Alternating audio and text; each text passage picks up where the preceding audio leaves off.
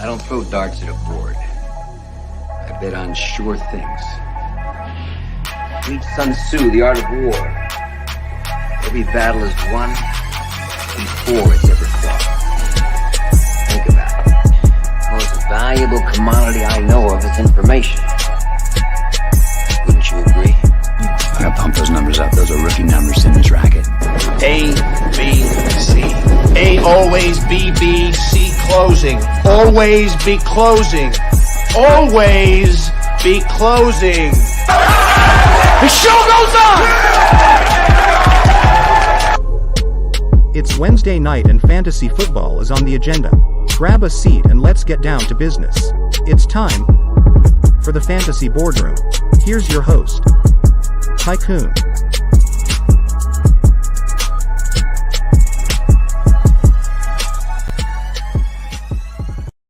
And welcome to the Fantasy Boardroom. It is showtime, baby. Let's go. It is the holiday season. We are right in the thick of it. Just got out of Thanksgiving. We're headed right into December. It is December 1st. It is whatever holiday you celebrate season. It is beautiful. It is wonderful. What a great time of year. You know, we're going to be festive. Normally you see me in the shirt and tie, but you know, we're going holiday sweater this time around, and you will see that throughout the month of December. So tune in each week to see which one is next. Only here on the Fantasy Boardroom. Dustin from Get Right has made his appearance. Welcome, sir. Glad to see you. Welcome to the boardroom. Welcome to the playoff push, because that's what we're focused on today, the playoff push. That's what time it is here in the fantasy season. We've only got 2 weeks left in the fantasy regular season.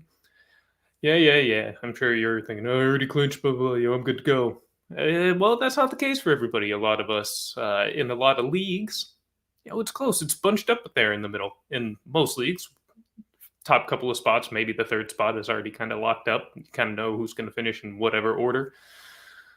But there's that whole group of, 7 and 5, 6 and 6 teams from 4 through 8, maybe. So there's a lot still to be decided. And what happens in these next 2 weeks is extremely critical. And even if you already feel as though your playoff position is secure, well, there's still seeding that matters. There are still bye weeks at stake. It's very important. So this is going to be a very critical episode as we dive into week 13. And for some of us, very few, a lot of leagues, it was last week. A lot of leagues, it is this week. The trade deadline is here. So if you are on a contending team, particularly this is dynasty relevant, make sure that you're being aggressive, going out and getting that extra piece that could help put you over the hump if there's still time. Attack those bottom feeders, help them reload for next year. Picks are important. They're valuable. Don't overvalue them. Winning now is always the name of the game. Oh, Dem Boys, what up, Santa Tycoon? No, I'm not. I don't have the hat on. Don't have the hat on, Dem Boys, but maybe that'll happen sometime this month. It's a little early for that, but it at least has to make the appearance. AKA Santa. If you're unfamiliar, the Get Right Boys have termed me AKA due to the many names that they have known me as, various handles, logins, what have you, on various platforms. So, but I'm Tycoon. That's all you need to know. I'm Tycoon.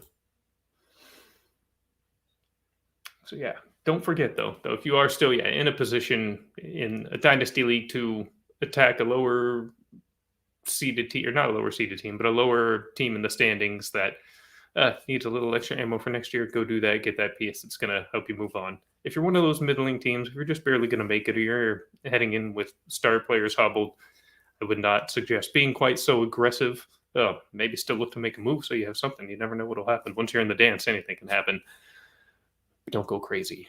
Be realistic about who you're competing with.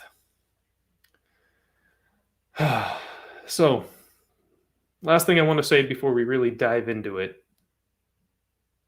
There's only a limited number of weeks left here in the fantasy season. We've got week 13, week 14, and then if you made the playoffs, you've got the playoffs. And if you're a DFS player, sure, you get to keep going, but the season's flying by. All offseason, we clamor for this. Yeah, we've seen a lot of weird football, a lot of bad football this season.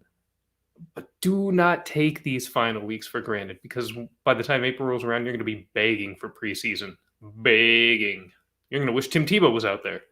You'll give anything for football. So enjoy these weeks. Enjoy these last weeks of fantasy. And let's just have a great time. And actually, I take that back. There's going to be one more thing we address before we dive into the agenda tonight here in the boardroom, and that is a slight format change. I've been thinking about it. I put a lot of thought into the show. We're airing Wednesday night here. For those that listen to the audio, you're listening Thursday morning at the earliest. So at that point in the week, you're really thinking about the upcoming matchups. You've already put your recap and analysis and everything of the previous week in the rear view. So with that in mind, the boardroom is going to be a little bit more, and by a little bit more, I mean almost exclusively solely forward focused and forward looking. It doesn't make it that much sense to go through as much recap as we typically do. I mean, it's fun to do things like give out the honors from the previous week, but if the show was early in the week, that would make a lot more sense. Right now, that's not where our heads are at. That's not really where my head's at. I know that's not where your head's at. So we'll still cover notable news items. We'll still cover important things that happened in the previous week and also how they're specifically relevant to the upcoming week. But really, we're just going to focus on this week's matchups moving forward. And we're also going to feature a little bit more prop talk as well. So for those that are able to bet legalized sports gambling or are able to participate in DFS sites that offer prop picks such as Underdog or Thrive or Prize Picks, definitely Prize Picks, Code Collective. Want to give you some thoughts there. So with that, we're just going to jump right into Week 13 because Week 13 is massive. And the first matchup that we have on the slate here is, of course, Dallas Cowboys at New Orleans Saints in our Thursday night football matchup. That's right. Taysom Hill versus Dak Prescott, baby. Let's go. Now, I, for one, am thrilled to know that Taysom Hill will be taking over the quarterback position. We can get Trevor Siemian off of our television screens. I would like to say, and that was fun, but it wasn't. I'm glad that's over. Not that I exactly love watching Taysom Hill play quarterback, but it's a hell of a lot more interesting to me than Siemian is. So when I started writing the show sheet for this week, I was under the assumption that we were still unlikely to see Amari Cooper, and I was still unsure about CeeDee Lamb's status for Dallas, and it appears that both should be a go. So we're going to have the Dallas offense mostly at full strength. I mean, we'll see how they look, and we'll see how Zeke is as he's playing hobbled. I imagine they're not going to ride him too hard. We'll see a little bit more Pollard than we're used to, but maybe not so much in the rush game. Why? Because, well, New Orleans has a tremendous run defense, so I do think we're going to see quite a bit of Dak trying to attack them through the air, and I think he's going to have quite a bit of success with it with his top dogs back out there receiving passes. I at first thought this might be a little bit of a lower scoring game, a little bit of a slower pace game, and I think that's something that New Orleans may still try to do, particularly with Hill at quarterback. I think we'll see him trying to run quite a bit. Kamara should be back as well. So I think they're really going to try to gear their attack strictly around the run game, try and keep the Dallas offense off the field so that way that tough New Orleans defense is very fresh every time they're on the field to do whatever they can to limit that Dallas offensive attack. We'll see how successful that is. It's going to be an interesting game, with those dynamics, things that I really wasn't anticipating when the week started. So who would I start this week? Who should you start? The person or people you should start would be, of course, Dak Prescott, would be, of course, Amari Cooper, and would be, of course, CeeDee Lamb. And I would venture to say Dalton Schultz, just all the usual Cowboys. I'm a little more hesitant about the running backs. Zeke, in particular, playing through injury. Pollard, while he's looked good, obviously, more than stuff on the ground. Will he get some receiving work out of the backfield? Very likely. He's it's possible in today's ruinous fantasy landscape that you're going to have little choice but to play him, and likely to play Zeke if you roster him, but neither guy I'm particularly excited about. So it's really Dak and his 3 primary receiving options. And on the flip side, Hill and Kamara and nobody else when it comes to New Orleans. That's all I'm playing. But I will say, I love Hill, and I view him as a top 12 quarterback this week. I think he's going to have a lot of success on the ground. It's going to be fantasy gold. Everybody's least favorite player, but Sean Payton's favorite son, Taysom Hill, is going to lead many teams to fantasy glory this weekend. If by some strange reason he happens to remain available in your league, make sure you pick him up and reap the rewards. And that actually leads me right in to my favorite prop on this game, and that would be Taysom Hill at over 26.5 rushing yards. Now, in 3 of his previous 5 games actually played, he has gone over that twice, not even playing quarterback. With him at the helm, handling the ball a significant amount against a, at times good, but overall still suspect Dallas defense, I expect him to have little trouble clearing that number. I mean, in a last game a couple of weeks ago, 23 rushing yards versus Tennessee. So I don't think this is going to be much of an issue for him at all. And with that, we'll move on to our next matchup, and that would be the New York Giants versus the Miami Dolphins. Fins up. Teams I don't love. Now, Miami is, of course, playing rather well recently. Tua's looking pretty good. I'm a Tua guy, so I'm thrilled to see that he's having some success here in recent games, recent weeks, especially with Miami. And Flores, I have no idea why they've handled him the way they have. The constant Watson talk that they wouldn't just directly shut down. They had to be vaguely worded constantly, taking him in, pulling him out. Just let the guy play.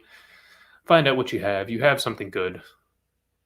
So, and the Giants continue to reel. The offense is an absolute disaster in every facet.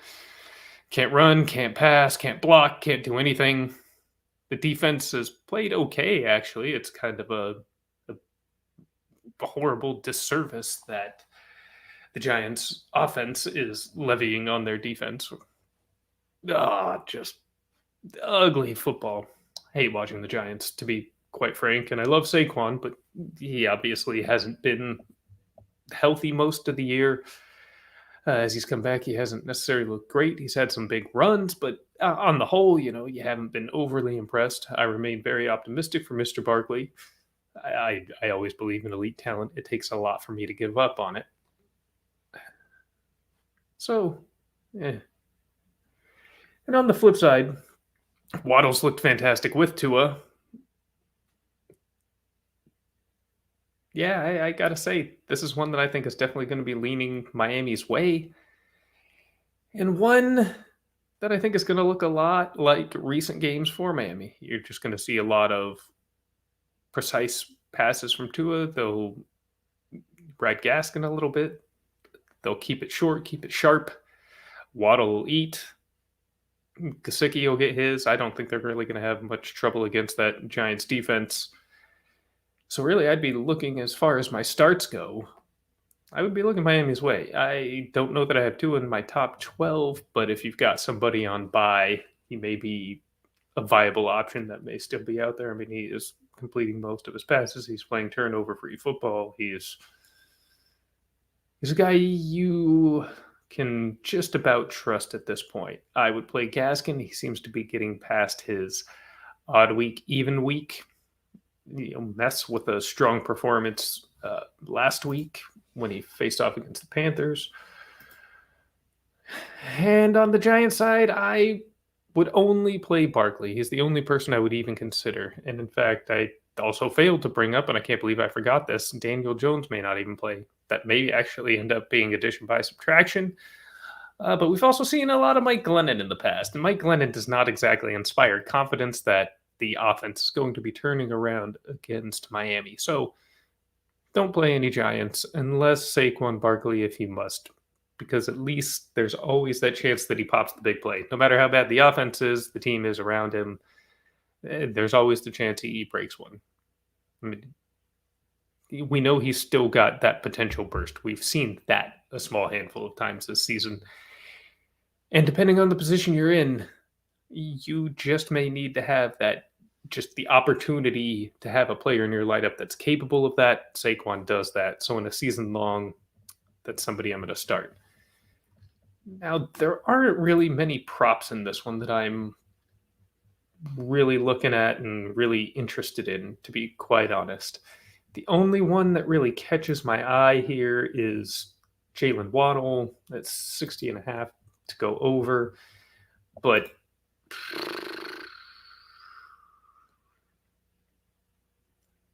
I can't help but also be looking at Kenny Golladay and wanting to slam the under on 46.5. Maybe I'm just jaded. Maybe it's... yeah, he's already burned me so much. But I think that's the way I'm going to have to go. So I'm going to say my favorite prop for the New York and Miami matchup is, in fact, Kenny Golladay under 46.5 receiving yards. You can take that one. Now, the next matchup we're going to take a look at here is Detroit and Minnesota. Interesting one. And I also failed to note all numbers that I am giving you here are as of Wednesday evening, 8 o'clock Pacific time via Prize Picks. These are Prize Picks numbers. Why? Because they are a partner of the Collective. Again, sign up using code Collective. And I live in California, so traditional sports betting is not allowed. I cannot bet direct props, so I'm using what's accessible to me, what's probably a little more widely accessible. Depending on where you live, you have one of the two or both or possibly neither legal for you. Now, you can carry a lot of these over, compare the numbers. The books and Prize Picks vary a little bit from time to time, so whatever your option is, you're still taking my number. I just want to know where I'm getting the number is from Prize Picks, and that as I'm giving them to you, it is 8 o'clock, 8:20 here on Wednesday evening Pacific time. So these are subject to change. You see overnight movement a lot, especially Wednesday to Thursday. They're still releasing a lot of props during this time of the week. So as I say this, there's actually many that aren't even on the board yet. They will come, but they're not there yet. So just keep an eye on it. And some of these I may say try and get on them early before they move, because a lot of them do move. And a big moving time often is Wednesday to Thursday and Thursday to Friday. Before we get to the weekend, you'll see a lot of overnight jumps, sometimes midday jumps. So just keep a close eye. These are not static numbers. So Detroit and Minnesota. No DeAndre Swift. So I'm already pretty depressed about this. This game sucks just on that note alone. We're going to sit there and watch Jamal Williams. Gross. Yeah, Jared Goff and Jamal Williams. While the Minnesota defense is far from stout, particularly on the ground, I just have a feeling a lot of people that are plugging in Williams this week are going to be sorely disappointed. I'm expecting very little from Detroit. On the other hand, I'm also expecting very little from their defense, meaning I am in love with the offense. Madison is in a smash spot. That feels a little too obvious. It almost feels like it's going to burn you, kind of like Montgomery last week. But it's not a weird Thursday game. It's not Thanksgiving, none of that. I just don't see that being much of an issue. Madison usually performs very well in Cook's stead, and I do think this is one of those instances where we're going to see that again.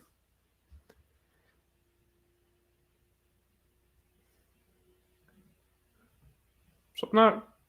Hawkinson is... I guess I'm starting Williams maybe if you're in a pinch. I mean, it just depends on how desperate you are. I'd do anything I could to avoid it, quite frankly. There's a lot of other players that I would play in front of Williams.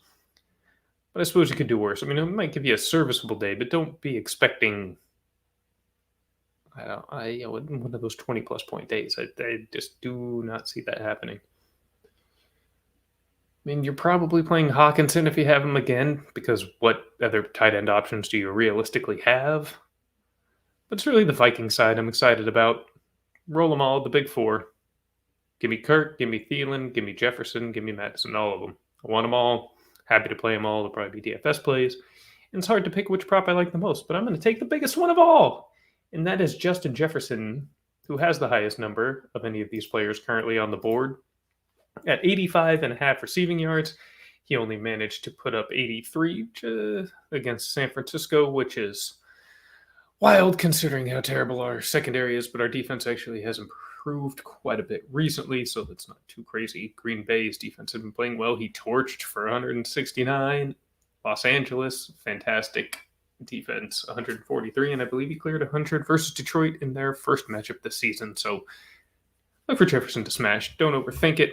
Sometimes the numbers seem high, and they are high. They are high. He has only broken that number twice in his previous 5 games, the 2 times he cleared 100. But against Detroit, yeah, I'll take my chances. That is my favorite prop. Justin Jefferson over 85.5. Moving on to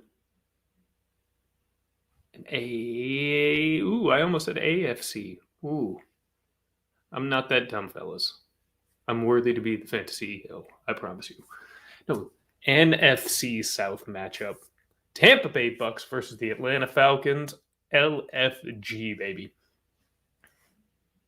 The Bucks have been weird lately.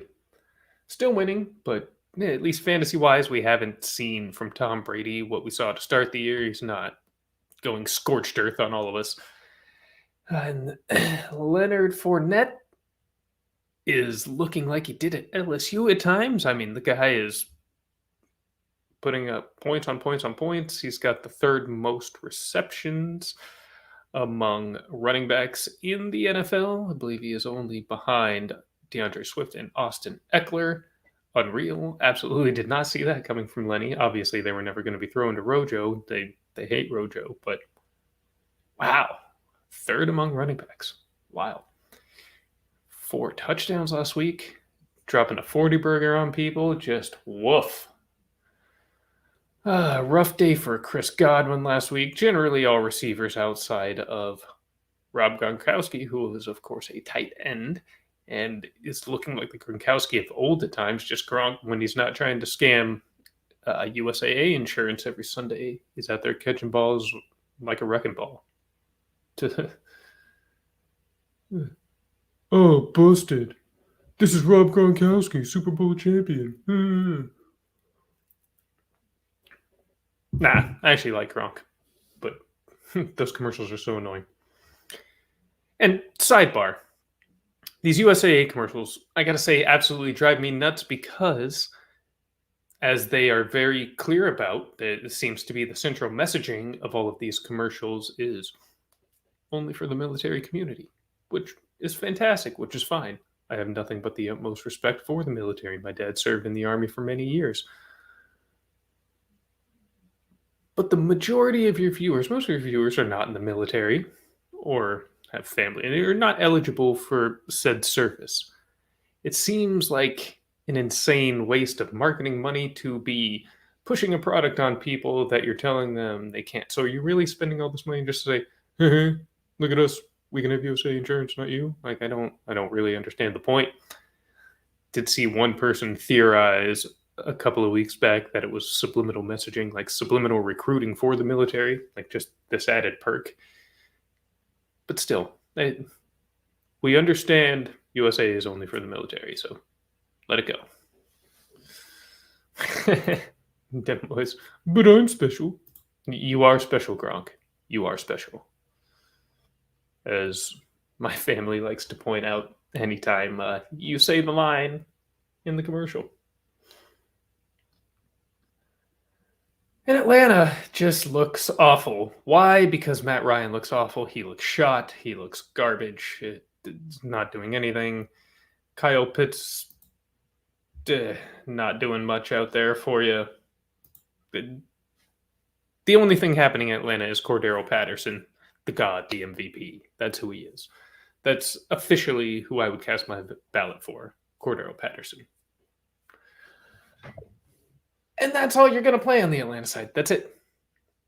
I'm honestly pretty past playing Pitts if you have any other sort of option for the time being. Again, I guess he's the guy that is technically capable of breaking that big game for them as well outside of Patterson, but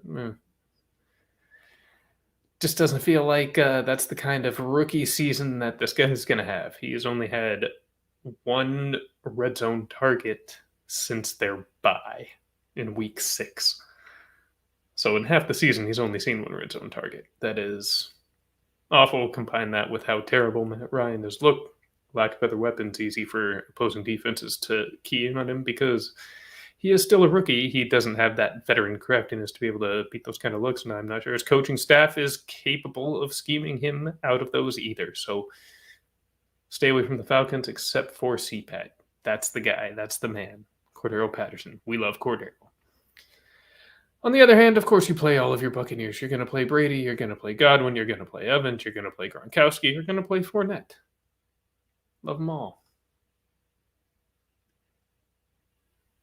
And where? Let's see. So typically I stay... Oh, they don't have them up yet. Damn it. I typically stay away from touchdown props, I got to say. The touchdowns are just so random. But Chris Godwin has played 6 career games against Atlanta and has 9 touchdowns. He scored at least 1 touchdown in every single game he's ever played against the Falcons. So if you happen to see that, if you see a prop for 0.5 TDs on Chris Godwin, or if you're able to bet straight up at books, put some money down on a Chris Godwin anytime TD, I don't think the streak ends this week. Definitely look for Godwin to score. However, among what is available, Rob Gronkowski at 49.5 receiving yards is tempting. He has broken that 3 of his past 4 games, with the exception of his donut at New Orleans on Halloween, which is a game he probably shouldn't have been playing in. So the last 2 weeks, 71 and 123. What can you say? I mean, without AB, he's still another great target there for Brady. Brady loves and trusts the guy. Godwin doesn't always clear the yardage. He's at 65.5. That's close. I think he clears that, but I feel less certain. Evans at 60.5. Again, less certain. You never know. His 3 to 5 catches, could end up going anywhere from 120 to just like 8 yards, depending on how it goes. So that's a huge range of outcomes, one I'm likely to stay away from. And I think that Rob Gronkowski would be my choice for this week's prop at 49.5 yards. Take the over. I wanted to say take the under on Kyle Pitts at 52.5 receiving yards. I really want to say take the under so badly. But that is the one area where Tampa Bay struggles, is against the pass. While they have excellent linebackers, Tampa does, they're not exactly great coverage linebackers. So this is one that would really just take one big play to ruin. And that is still possible even if it's going to be an overall poor game. So I'm going to stay away from that and go with the trusted source for Mr. Brady and go with Mr. Gronkowski at over 49.5 receiving yards. Next matchup on the board that we have is the Los Angeles Superchargers at the Cincinnati Bengals. Yes, the resurgent Cincinnati Bengals. Like, the Bengals are good. I know they made the playoffs with Carson Palmer a while back, but generally in my life, the Bengals have sucked. So this is strange. Really strange. And I'm still not even sure I've bought all the way in. And it might just be because of the name on the jersey. I'm not even going to lie. This is weird, man. Jonah has chimed in and says Pitts under all day. I mean, I am inclined to agree with you, Jonah. I really am. It's 52.5 seems really high for Pitts. Let's see. As the previous 5, he's cleared that twice, 60 and 62. And outside of those 2 60-plus yard games, he broke 100 a couple of times when we thought he was breaking out. starting with that London game, and boy, not the case. And even before 60 and 62 back on Halloween, only 13 yards versus Carolina. Yeah, I mean, I'll say I really like the under, but I just don't like it enough to make it my favorite prop from that game over Rob is all. Now, when it comes to Cincinnati and Los Angeles, focusing, well, on a lot of things, because this is truly could be a game full of fantasy goodness. I think there's potential for a very high scoring game here. The Chargers are a very inconsistent team. You really don't seem to know what you're going to get from week to week. And traveling across country, Cincinnati's defense has performed well at home, leads me to lean more in the direction that it could be a Cincinnati day. But that's just too simple of logic to follow. I do believe in Justin Herbert, and I think he's going to have a nice day. I just mentally can't get the thought of Cincinnati shutting down a high-end quarterback like Herbert with ease, especially when Herbert is going in with weapons like Keenan Allen, like Mike Williams, like Austin Eckler, and I will even say like Jared Cook. I still think Jared Cook's got a little in the tank. On the flip side, the Chargers' run defense has been among the worst in the league. Actually, for fantasy purposes, they have been they ranked 27th. Wow. So there are only 5 teams worse than them at defending the run and giving up fantasy points. So this is just something else that absolutely pains me to say, disgusts me to say, because this was a big miss of mine in the offseason. But Joe Mixon is going to absolutely destroy in this matchup. I actually do think you will look to see Cincinnati establish the run. I'd temper expectations. Chase has been, or temper expectations for the passing game. I mean, Chase has been, he's still been out there, but it's definitely been a huge cool-off since the beginning of the season. Boyd, his usefulness tends to just be in PPR leagues. If he can get a high target day, I'm not sure that'll be coming. And Higgins had a nice game, and actually his underlying usage has been rather strong. His target share and air yard share have been rather high. And expect him to still be involved, but the strength of the Los Angeles defense is their secondary. So look for them to ride Mixon as much as possible. And on the other hand, look for Herbert to be tossing the ball as much as possible. He'll be putting the ball in the air as much as he can, often even to Eckler. So with that in mind, we're going to take a look at Joe Mixon's rushing number because I'm on the receiving page. He's at 79.5. That is a high number. Before the previous 2 games, he had not cleared that in a bit, 64, 33, 59. But man, the Chargers are rough against the run. They really are. 80 is kind of high, though. 80 is kind of high. What is Herbert's passing? 275.5 for Justin Herbert. Cleared that in 3 of 5. Cleared 300 in 3 of his last 5. 3 of his last 4. I think that's the way I got to lean again.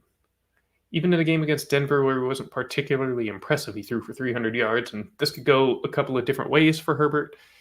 Either he's having a strong day anyways through the air, or he was having to play a little bit of catch-up there in garbage time. I definitely see Bengals going prevent defense in a situation like that. Could easily pick up 100 chunk yards in garbage time in the fourth quarter in such a situation. 275 seems a little bit low as I'm looking at it. And I'm going to say hit that over on Justin Herbert passing yards, 275.5. That is right. Justin Herbert, 275.5. Lock it in. Now we have to go to a much less enthralling matchup. What a drop-off. Bengals, Chargers, good teams, jockeying for playoff position there in the AFC, to one of the worst teams in the league, the Houston Texans, facing off against the Indianapolis Colts and Jonathan Taylor. Will we get a T.Y. Hilton game? Nah, I don't think so. But I do think this could be actually quite the day for Mr. Wentz. That is the way I am reading this game. So, obviously, we know that Houston is a poor team all around, particularly on defense. They are particularly bad against running backs. So, certainly look for Jonathan Taylor to have a day, but they are right there hovering at the bottom third when it comes to giving up fantasy points against quarterbacks. And about middle of the pack in the last few weeks. They've actually been a little bit better in general in the last few weeks. But they get eaten alive by tight ends. And that is a huge thing for me. Why? Because Carson loves throwing to his tight ends. Mo Alley Cox, Jack Doyle. These guys are going to see some serious looks. Look for even Pascal to get involved. Pittman needs the bigger guys. That's who he's throwing to. That's why I don't expect it to be a Hilton day despite his historical dominance. And I mean dominance of the Houston Texans.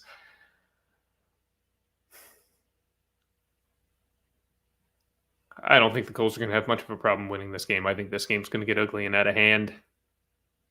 So from a fantasy perspective, I'm not playing a single Texan. Not one. Not one. The only possibility would be in a Superflex league, desperate at quarterback, your second quarterback, your Superflex position, I might play Tyrod Taylor. And Brandon Cooks, because the Indianapolis secondary is truly not good. They do give up a ton of points to wide receivers, so you could see Cooks have a big day. I take that back. Yeah, Cooks is very good. He could take it over.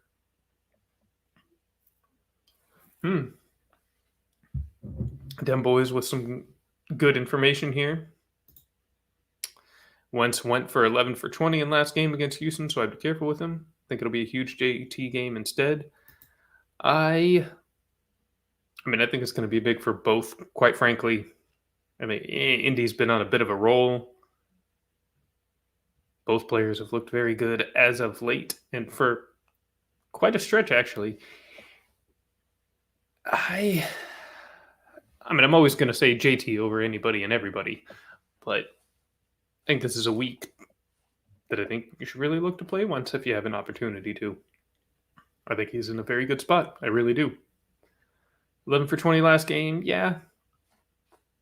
That's not the most encouraging, but when exactly was that as well? How early in the season was that? That would be my curiosity. So, Carson Wentz, week 6. Yeah, 11 for 20, 223. Yeah, but still 223 yards and 2 touchdowns. So, he was still able to get him deep. He still put up 18 fantasy points. So, yeah, even on a day where he only completed 11 passes, he was still able to do that with no rushing either. Yeah, only threw the ball 20 times. That's a good point then, boys. And that would be by far a season low, except for what happened in Buffalo. And I guess you can't rule out the possibility of JT having a day like he did in Buffalo against Houston. As much as I want that to happen again, I don't think that's quite what we're going to see, but good point. Not every game script against the same team always plays out the same. Most of the season he has over 30. There are only 3 games this entire season that he has been under 30 pass attempts. And he has games of 40 plus, 44, 51, 35, 37, 38. So typically he's putting the ball in the air. I expect more of the same. Trust me, as a person heavily invested in JT, really nothing would thrill me more than seeing 30 carries for JT for 200 yards and 4 more touchdowns, please. But Frank Reich doesn't like to do that, isn't going to do that. Bummer. So on the cold side, play Wentz. I would say play Pittman. I would say it's so hard. Which tight end is going to have a day? We'll see. You're just flipping a coin. You probably have better options, so don't play the TD game with your TE. Might even play Hines. I don't know. Nah, stay away from Hines. It's just so tempting to play anybody and everybody against Houston. Not really. It's Wentz, JT, Pittman. Make sure you get those three in your lineup. That'll be big. On the Houston side, yeah, Tyrod and Cooks, like we said. Tyrod only if you're in a very desperate situation in a Superflex league and you need that second quarterback. Jonathan Taylor's over under this week, 100.5 yards. I am simply not going to touch that. It's a high number that makes me nervous that he'll clear, but I would never bet at under on Jonathan Taylor ever. For two reasons. One, I always believe he's going to go over whatever number is posted. Not always enough that I'm going to throw the money on it, but I always believe he's going to clear it. And number two, I don't want to root against him. Why? Because I'm just too heavily invested anywhere, and I try to avoid placing my prop bets on players that I have huge fantasy investments in. You're always blinded. Now, I can't really put too many bets on A.J. Brown. I do occasionally because he's A.J. Brown,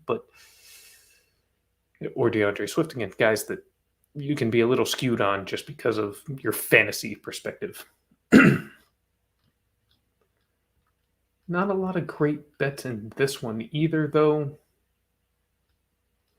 Brandon Cooks at 60.5 yards, same as Michael Pittman as far as passing yards go. What are Wentz's passing yards? 225.5. Something he's cleared in 3 of 5. Did not do so against Buffalo or Jacksonville, but has otherwise in seemingly most of his games. He hovers around that quite a bit, actually. And hit 223 against Houston last time on those 20 passes. Oof, I'm not sure that's one I want to touch either. I don't really think there's a prop that I love in this game. I really don't. I would have to advise you not to play a prop. Sometimes the smartest and most responsible thing is to just sit certain ones out. While I may have it designated as a segment to give you a pick on each game, I am not going to give you willy-nilly advice, stuff that has not been thought out. I mean, I've already run through all of these games. I already have my thoughts together. I didn't write down picks with numbers because I started working on this a little bit earlier, and numbers change, options change. But yeah, I just can't in good conscience suggest any of these. So I'm going to stray from any sort of prop bet when it comes to Colts and Texans. Now, moving forward and getting away from the matchup that will take place in Texas, we'll now get ourselves the Washington football team and the Las Vegas Raiders. The Raiders! Derek Carr, Taylor Heineke. Oh, man, this is two horrible defenses versus two respectable offenses. Sneaky shootout game. Derek Carr leads the NFL in passing yards, if I recall correctly, which is damn impressive, especially over the last few weeks without his former wide receiver one, although Deshaun Jackson looked nice last week against Dallas. Happy Thanksgiving there, Deshaun.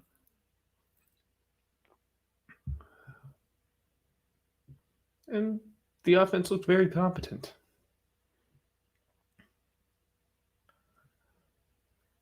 The Washington offense, they looked pretty good last week as well. Taylor Heineke looks strong against, actually, I wouldn't even say last week. It was only 3 days ago. It was Monday. So Taylor Heineke looks strong against Seattle. I mean, he is what he is. He's probably not a long-term starter. He's a long-term high-end backup, maybe. Guy that few wouldn't mind having in that particular role. So this is a tough one. I think this could be a game that really kind of comes down to who has the ball last. I don't really believe in either defense being capable of making the big play. I do think both quarterbacks have the it factor to make the big play on their end. I think this is just going to be a really big day offensively for both teams. Antonio Gibson has looked particularly strong his last couple of games. Seems that he is putting his shin injury in the rearview mirror, which is great to see, particularly for his, I would say, fandom. He's got a very loyal group that very much believes in Antonio Gibson. And Terry should have a little trouble with that Raiders secondary. My goodness, he should have no problem. Expect a huge day from Terry. Logan Thomas is not going to have an issue. The Raiders are particularly abhorrent against tight ends, which I think all leads to a big day for Taylor Heineke as well. So start all the look at me. Whoops. Start all of the football team. All of the football team. Give me all the Washington. On the Raiders' end, just give me Derek Carr. Now, if you're looking for a tight end, particularly if you are... I got to stop saying particularly, saying that too often. Especially if you have lost Darren Waller. Hopefully you actually kept Moreau around, but if not, he'll pick up Foster Moreau. As we've already seen, he's more than an adequate fill-in, and he should perform quite nicely against the football team. So and you're going to play Josh Jacobs, obviously. Don't play Brian Edwards. I wouldn't play Deshaun Jackson. These are guys that are too volatile for me. Oh, Hunter Renfrow, obviously. Of course you play Hunter Renfrow. I believe the guy is wide receiver 10 since week 9. Yeah, the last 3-4 weeks. And with Waller out, smash Renfrow all day. So get those top receivers for each team in there. You're starting Carr, you're starting Heineke, you're starting Renfrow, you're starting Terry, you're starting Thomas, you're starting Moreau. Good shit. And of course, Gibson and Jacobs. I mean, you're starting everybody. Get all those guys in your lineups. I don't love Carr's passing prop at 275. That's a little high for me. The same at Herbert. I mean, although he is leading the league in passing yards, so maybe that's not too crazy. And Washington is awful, but I don't know. I may have to rethink that one. I think I like it. I think I do like it. We don't have any rushing. Wow, that's why it's not there, because it's not here. There's no rushing props for that game yet, and then we'll see where Terry and Renfrow and the boys are at as far as receiving goes. They don't have those up yet either. Wow. Well, they just skipped these games. Their entire games that they've skipped, but they still have some of the Sunday night and Monday night stuff up. That does not make any sense and is wildly frustrating. So the only prop I can really talk about is Derek Carr. And actually, the more I think about it, the more I like it. So I'm not going to say it's my favorite, but I would say if I have a lean here on Derek Carr, 275.5 passing yards, take that over. Cleared that in 3 of his last 5 as well. It's a good number. It's one I would take. Now, the Rams and the Jaguars. This is going to be awful. I know the Rams have looked poor lately, and I think it is largely because they have been an overrated team. They're not a great team. Sue me, call me biased, whatever. I don't care. The Rams are there. But they are going to smash the Jaguars. Absolutely smash them. This is the kind of thing we see from Matthew Stafford and have over his whole career. He'll play at an MVP level for a few weeks, and then he'll have weeks that you're not really sure that he understands what the sport is. That is what he is. Which is fine. I mean, in general, I like him, but he's a guy that has never been that consistent. While wildly talented, sure. Not that level of consistent play on a football field. And I think this is a week where he reverses course, and so do the Rams against the Jacksonville Jaguars. I think the Rams defense and Jalen Ramsey, number one, revenge game. Number two, is just going to feast on the rookie quarterback, especially one that has struggled the way Trevor has. I love Trevor and still think he is going to be an absolute superstar, but it's been a rough first year for him. It's not going to get any easier this Sunday in Los Angeles. I would not touch a single player on Jacksonville. The only exception would be James Robinson, again, in a desperate running back situation. But I would hope that I have potentially 2 better running backs. Who knows? Running back's a disaster this year. But I do think it's going to be an absolute bonanza for Stafford and for the Jaguars. I think they're just going to go to freaking town.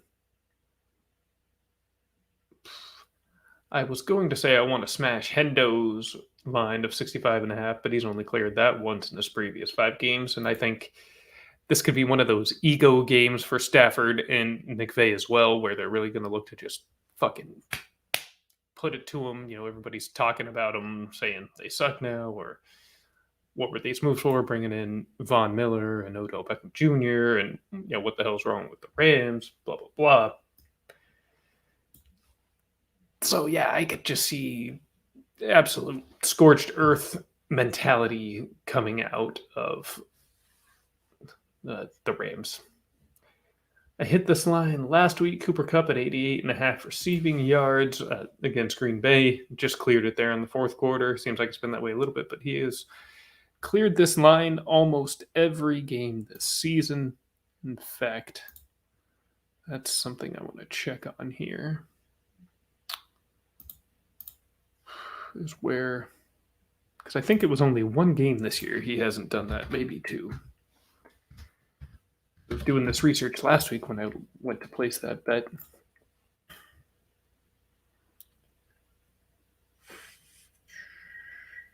Only once this entire season has he not cleared 88.5 yards. His season low was against Arizona, 64 yards. Except for that, he has gone for 92 or more yards every single week this season. Every single one.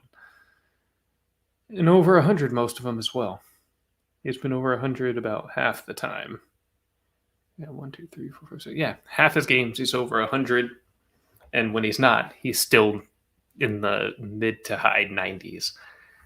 So I'm going to make that my favorite prop pick of this game. Absolutely smash Cooper Kupp at over 88.5 yards. And I don't think I really discussed sits. I'm not going to sit anybody as far as the Rams go. I'm more than happy to play sit Tyler Higbee. Tyler Higbee sucks. But play Stafford, play Kupp, play Odell Beckham, and play Van Jefferson. And then, if you must, at running back, play James Robinson on the other side. Otherwise, sit everybody that is a Jacksonville Jaguar. Oh, another one that I really, really, really like. I love this. The under on LaVisca Chenault, 45.5 receiving yards. I mean, yeah, right. That actually is probably my favorite. That might be a single game duo I'm attacking. Let's go. Yeah, Visca under, Kupp over. That's the way to do it. A game that we're not going to spend too much time on here, and that is the New York Jets, Jets, Jets, versus the Philadelphia Eagles, Eagles. Probably going to be an ugly game. It's going to be bad quarterback play. It's going to be bad football. Neither team is really any good. Neither team is looking particularly good, although, I mean, up until this last week, the newly formed rushing attack there for Philadelphia was starting to pay off. It was looking pretty solid, but these are just not good teams. This is a game I'm probably not going to spend too much time watching. I just hate it. I would say, though, look for that rushing attack for the Philadelphia Eagles to continue to be rather strong. Why? Because the Jets are just simply the worst against running backs. And I mean the worst. In terms of fantasy points against, the New York Jets are 32 out of 32 when it comes to running backs scoring against them. Just abysmal.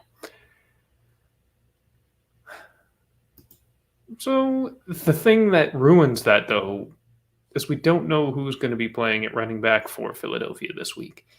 We don't know how healthy Miles Sanders is. We don't know if Boston Scott's going to play. Jordan Howard's probably not going to be back yet. It's who knows.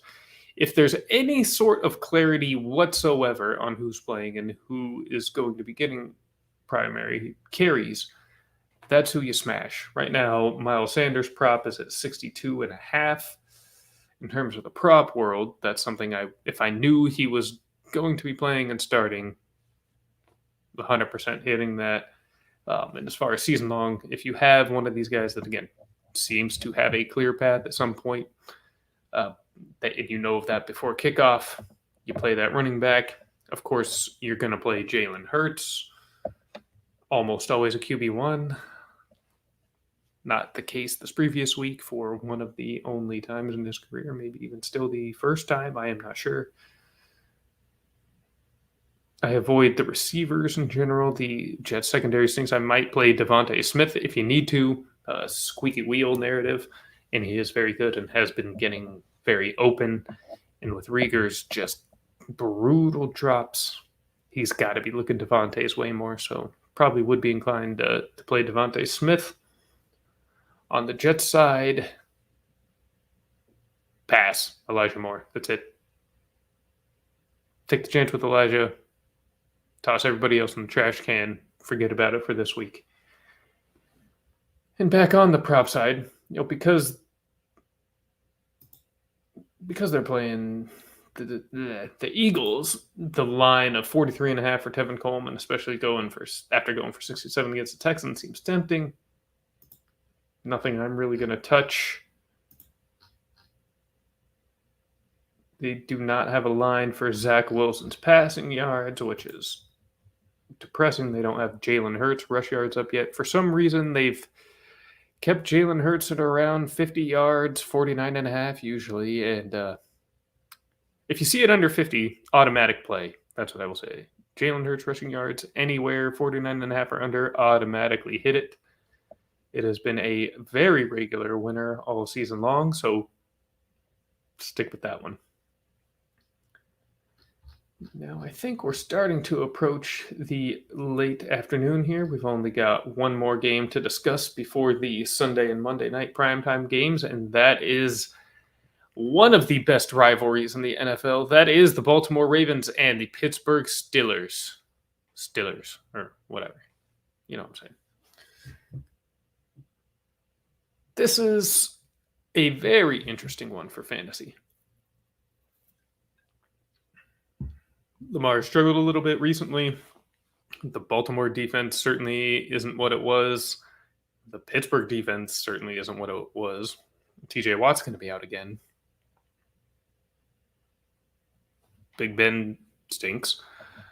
But Najee is good. Deontay Johnson is good. Again, going up. We have struggling offenses going up against poor defenses. So it's a rivalry game, a division game. It's kind of hard to, every number, narrative, stat, whatever you have, you kind of have to throw out the window. These games always play out in unpredictable fashion. So I'm not going to be too keen on any props when we get there, but I will say when it comes to starting and sitting here in your season-long leagues, I'm inclined to start as many players in this game as possible outside of Ben Roethlisberger. I am going to play Najee Harris. I am going to play Deontay Johnson. I might even splash in Chase Claypool. Why? I'm not a big Claypool fan, but he's got that big play potential, and Baltimore has been susceptible to that at times this season. On the other hand, I'm absolutely playing all the Ravens. All of them. I will play Lamar. I will play Hollywood Brown. Mark Andrews. Of course, I'm playing Mark Andrews along with Lamar. And of course, I'm going to play Rashad Bateman. Now, I know the last 2 weeks have been a little bit quieter, but I still believe that this season we'll see more significant impact from Bateman. I truly do. And I would play Devontae Freeman if you need to. Now, not thrilled about it, But the rushing attack is still important to Baltimore, and he is still the lead back there and is going to have the best rushing touchdown opportunity outside of Lamar, the guy that I would definitely look to have in my lineup. So play everybody in this game. Play absolutely everybody. There's not a lot of props up for this one yet. Deontay Johnson, 68.5. Marquise Brown, Hollywood there at 55.5. Probably Deontay's receptions, I'm guessing at some crazy number. Oh, no, they don't have any of those up yet for them. Still a little early for this game then. Yeah, Big Ben at 240.5 passing yards. Lamar at 220.5. That's when I'm probably going to take the over on there. Over 220.5 passing yards for Lamar, but this is one I'd like to wait and see a little bit later to see what there is to attack. That's very thin in terms of what's currently available. Then we have the Sunday night showdown. We've got another big divisional matchup, the Denver Broncos and the Kansas City Chiefs.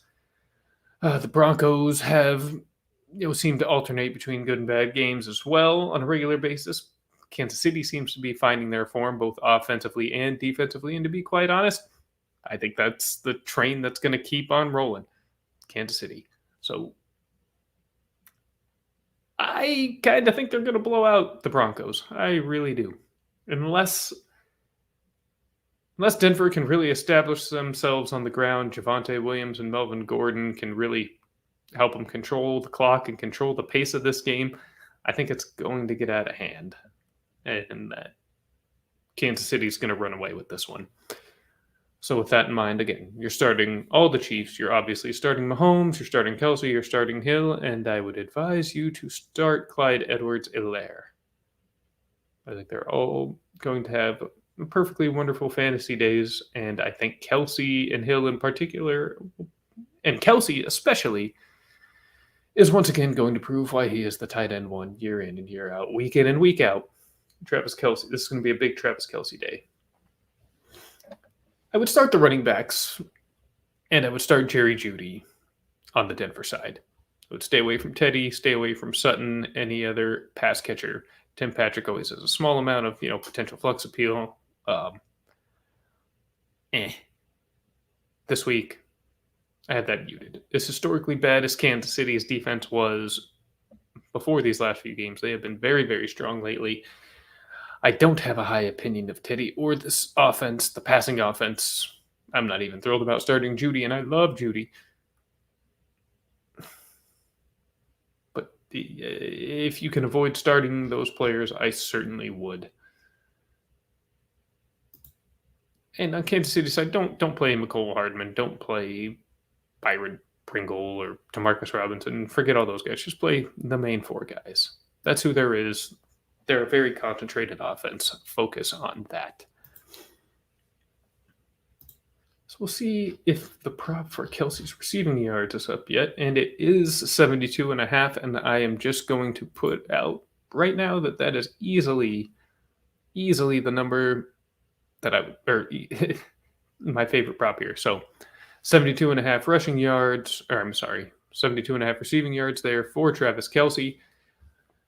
Doesn't have his receptions prop up yet, but if you see it at 6.5 or lower, hit that. I certainly think he's going to hit 7 catches.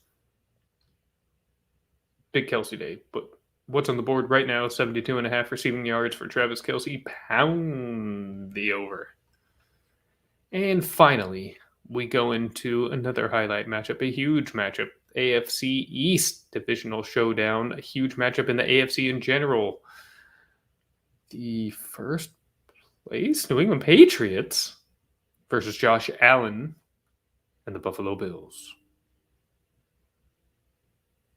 I think most of us, myself absolutely included, expected Buffalo to absolutely run away with this division. Forget about it. I mean, Jets and Dolphins, yeah, right. Patriots are always the Patriots, but bringing in a rookie quarterback, whereas Allen has started his ascension last year into superstardom. This is really going to be big. Now, while Mac Jones has been the most ready of the rookie quarterbacks and has performed well. I do think the love for Mac Jones at times has gotten a little out of hand. The defense in New England is really who's driving this bus. Bill Belichick as well. They're doing a tremendous job. And Mac is doing his job, don't get me wrong. He has not been bad, but he's doing what he's asked, doing it well. But he's not the one making this run happen. He's just not screwing it up, which is great. Perfect game management. A lot of players like that. I'm a 49ers fan. That's Jimmy Garoppolo's job. Often very good at it himself. So, but the defense is what really has me stuck on this particular game. This is one I don't have strong feelings on yet and may take me through the weekend to figure out, but I'll share with you what I'm thinking as of Wednesday evening. And that is last year when it was a tough matchup for Buffalo to go and face New England. Josh Allen and Stephon Diggs torched them, but it feels a little different this year. It feels like it just hasn't really clicked the exact same way for that Buffalo offense, and the Patriot defense is much better, obviously, with a lot of people that have returned and the other additions they have made to that defense. So I'm not as confident, but I can't get that out of my mind. Again, starts and sits are relatively obvious, especially on the Buffalo side. You're 100% playing Josh Allen and Stephon Diggs and Dawson Knox. And you might have to play Sanders or Beasley in your flex again. More bye weeks, more injuries. We're in a rough spot.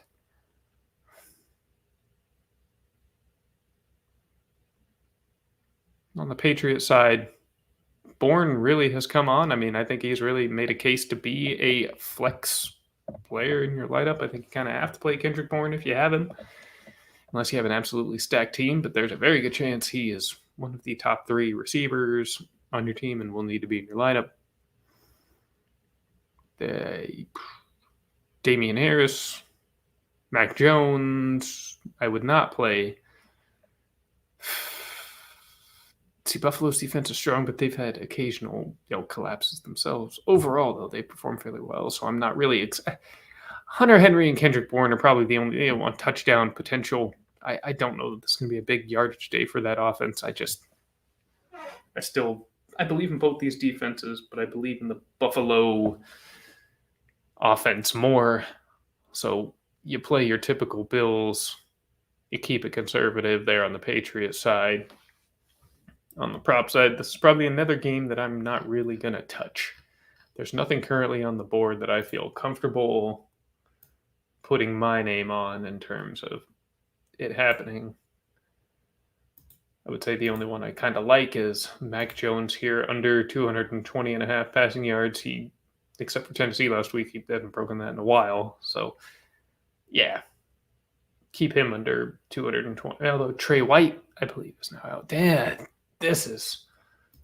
Don't put money on this game. Just enjoy it. It's going to be a good football game in real life. Don't make any props on this one. And that concludes the Week 13 slate. So hopefully that'll give you a little bit of insight on helping you make the correct lineup decision so you can win this week. This week, an extremely critical matchup, one you absolutely have to have. And also putting together some good little prop entries. Make yourself a little cash on the side. Because, hey, you might need a little help in your fantasy league, but you just got to win a couple of those picks to make that money. And that you have direct control. You're not competing against anybody else except the damn books that are trying to trick you with whatever numbers they have. But use this information, use this knowledge. Let's have a successful and profitable weekend, everybody. And speaking of profitable, that'll segue us into our final quick topic here before we exit. And that is the weekly prize picks discussion. Please sign up if you have not already at prizepicks.com. Please use code collective, KOLLECTIV. You will receive a deposit match, a 100% deposit match of up to $100 if you sign up using code collective. That's a free $100. So just go sign up, get a free $100. Like, we're telling you, just get a free 100. It's very simple. And have some fun making some picks. And as you make your picks, as you decide to make your picks, please keep an eye out for the following things. Number one, which we started last week on Thanksgiving, that is our Thursday night picks. Each week we will now be bringing you Thursday night picks. Just give you a little pair that you can take to Prize Picks. Little duo, triple your money for the night, and help often take the edge off what have been some very bad Thursday games. Come Sunday, every Sunday morning, usually close to kickoff. Lately, it's been within an hour or so of kickoff, that 9 o'clock hour on the West Coast, 12 o'clock hour on the East Coast. We will give you the Collective Core 4. That's right, the Collective Core 4. 4 of our betting team's best. We'll, of course, be giving you one pick each. You can choose which to put together, which to fade, which to do whatever. But we've been looking rather good. We are 7-1 on our 8 picks the last 2 weeks. We'll keep going. We hit our Thanksgiving picks. We were 2-0 on those. Let's go, man. Let's freaking go. And then last but not least, something brand new introduced just yesterday. That is Taco Tuesday picks. This is Prize Picks exclusive. Every Tuesday, do Taco Tuesday, and they will give you a discount on a player prop. Typically, it's 20%, usually on somebody's points or rebounds. It doesn't really matter, but you'll get a discount, and it's usually on a star player, so it makes it a little bit fun. You'll get Kevin Durant's points off. You'll get Steph Curry's 3 points made, knocked down. And it makes it easier to root for those guys, and those guys you believe are going to have a better chance at hitting those overs, which is where the discount helps. If you're looking at unders, those discounts are the opposite of what you want. But the stars are looking for overs. Those betting on stars are looking for overs, and that helps make it a little bit more achievable. So get yourselves in there, and every Tuesday, keep an eye out. You'll see them from, typically, might even be seeing them from our fearless leader at the Collective, Carbon Fox. Keep an eye out for those. So you get picks 3 days a week, and even a fourth we'll start to bring you much more of that type of information here in the boardroom.